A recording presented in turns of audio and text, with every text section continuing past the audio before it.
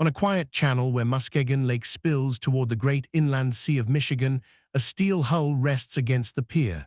She is long and low, painted the color of storm clouds. To those who pass, she is a curiosity. To those who know her story, she is a survivor. Her name is USS Silversides. She was born far from these freshwater shores, launched into salt water on the eve of America's entry into the Second World War. How she came to spend her final years in a Lake Michigan port town is a story of loyalty, luck, and stubborn hometown will. Commissioned in December 1941, just days after Pearl Harbor, Silversides slipped into the Pacific to hunt. Over 14 war patrols, she sank more enemy tonnage than almost any American submarine that served. Her crew learned to live in cramped steel, breathing diesel and salt, thousands of miles from home. There were moments no sailor forgot. A crewman's emergency appendectomy performed with kitchen spoons and improvised tools while the boat rocked beneath the waves. Depth charges that shook the hull like a fist. She earned battle stars and a Presidential Unit citation, and she brought her men home. When peace came, the war's great fleet had nowhere left to fight. Silversides was decommissioned, then briefly recalled as a training vessel for reservists. But time is unkind to old machines. By the 1960s, she lay idle in Chicago, her purpose spent, her fate uncertain. The Navy has little sentiment for obsolete steel.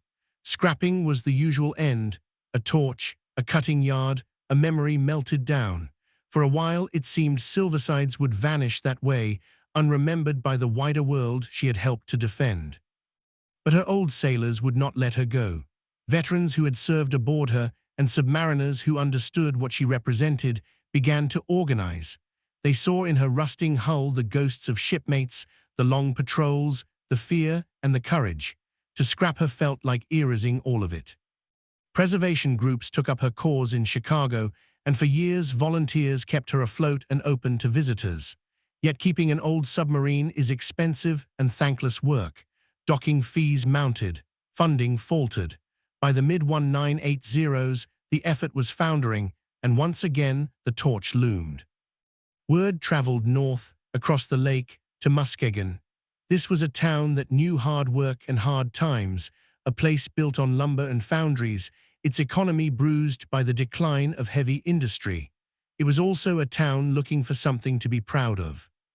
A group of local citizens and history-minded volunteers made a bold argument: bring the submarine here. Muskegon had a deep channel, a working waterfront, and a community willing to adopt an old warrior. Others thought it impossible, too costly, too far, too much rust to save. The challenge was enormous.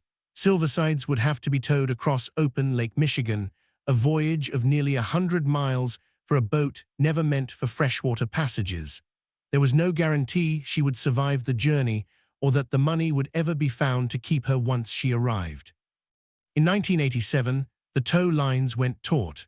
Under gray northern skies, the old submarine was pulled slowly across the lake toward her new home. Volunteers held their breath. For the men who had once ridden her into battle, watching her cross that water was a homecoming they had never dared expect. She arrived at Muskegon and became the heart of a museum on the channel's edge. Local hands scraped and painted, patched and polished. Retired tradesmen from the old foundries lent their skills. Slowly, the survivor was made whole again, tended by a town that had chosen to remember. School children filed through her narrow passageways. Veterans returned to touch the bunks where they had slept, to stand again in the control room, and to weep quietly for the friends who had not come home. The submarine gave Muskegon a story, and Muskegon gave the submarine a future. Over the years, she was joined by other vessels, and the museum grew into a keeper of maritime memory for the whole region. Yet Silversides remained its soul, a reminder that history survives only when ordinary people decide it is worth saving.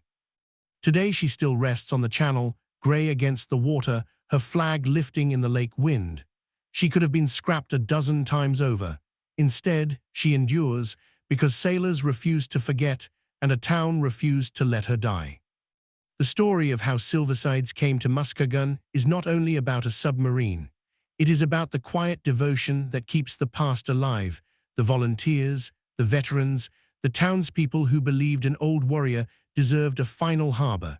And on this shore, at last, she found one.